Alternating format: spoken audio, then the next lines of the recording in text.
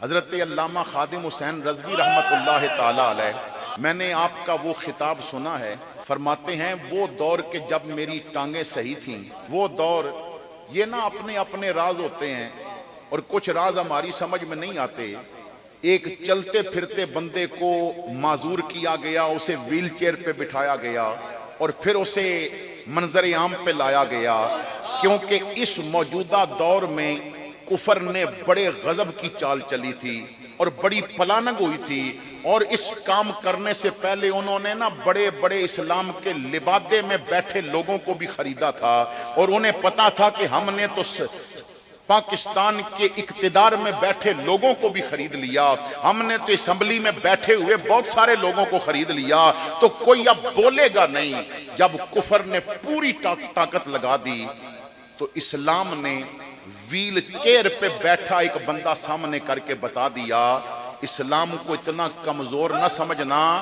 یہ اگر قدموں پہ چلنے والے کھڑے ہو گئے تو بہت مشکل بن جائے گی، تم سے تو محمد کا ایک معذور بھی نہیں سنبھالا جا رہا۔ آپ فرماتے ہیں کہ میری زندگی میں ایک رات ایسی بھی آئی کہ میں نے اپنے کچھ دوست جو آئے تھے کہتے تھے جی ہم نے سنا ہے کہ آپ قرآن نماز میں بڑا پیارا پڑھتے ہیں، تو میں نے کہا چلو 2 رکعت نفل پڑھ لیتے ہیں، میں تمہیں قرآن تھوڑا سا سنا دیتا ہوں۔ فرماتے ہیں عشاء کے بعد 2 رکعت نفلوں کی نیت کی، چند بندے پیچھے تھے اور فجر سے پہلے میں نے 2 رکعتوں میں پورا قرآن ختم کر دیا۔ جنہوں نے علامہ رضوی کے ساتھ سفر کیا یا ان کو سفر کرتے دیکھا یا ان کی گاڑی کا منظر دیکھا، ان کے ڈیش بورڈ کے اوپر قرآن پڑا ہوتا تھا۔ علامہ رضوی فرماتے ہیں ان کا جو ڈرائیور ہے وہ بھی کہتا تھا ان کے بچوں سے پوچھ لو، ان کے ساتھ سفر کرنے والوں سے پوچھ لو، وہ فرماتے ہیں کہ اگر میں لاہور سے چلا ہوں اور میں نے پنڈی پٹیاں یا آگے اسلام آباد تک جانا ہے، گھر سے جب گاڑی چلتی تھی تو آپ قرآن کی تلاوت شروع کر دیتے تھے۔ فرماتے ہیں کسی منزل پہ پہنچنے سے پہلے میں 5 پارے پڑھ لیتا، کسی منزل پہ پہنچنے سے پہلے میں 10 پارے قرآن کی تلاوت کر رہا تھا۔ تو یہ وہ لوگ ہیں جنہوں نے قرآن کا حق ادا کیا، تو بتایا کہ اگر حق نہیں ادا کر سکتے تلاوت کرنے کا تو کم از کم جتنا آسان ہو اتنا تو پڑھ لو۔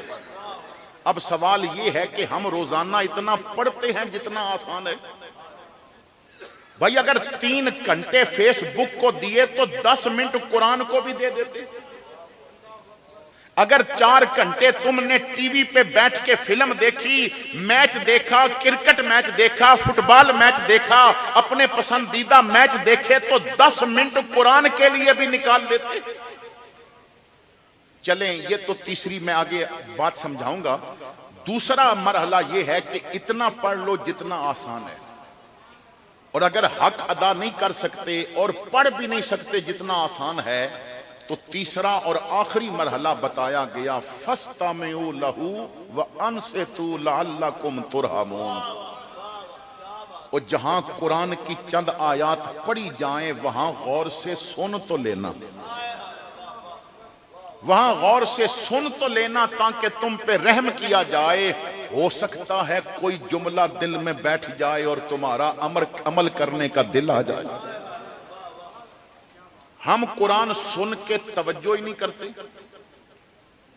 ہم قرآن سن کے پھر قرآن نے تو لوگوں کو عزتیں دی ہیں نا۔ آپ تاریخ اٹھا کے دیکھیں، جتنی عزتیں اللہ کے قرآن نے دی ہیں اتنی عزت کائنات میں کسی اور چیز سے نہیں ملی۔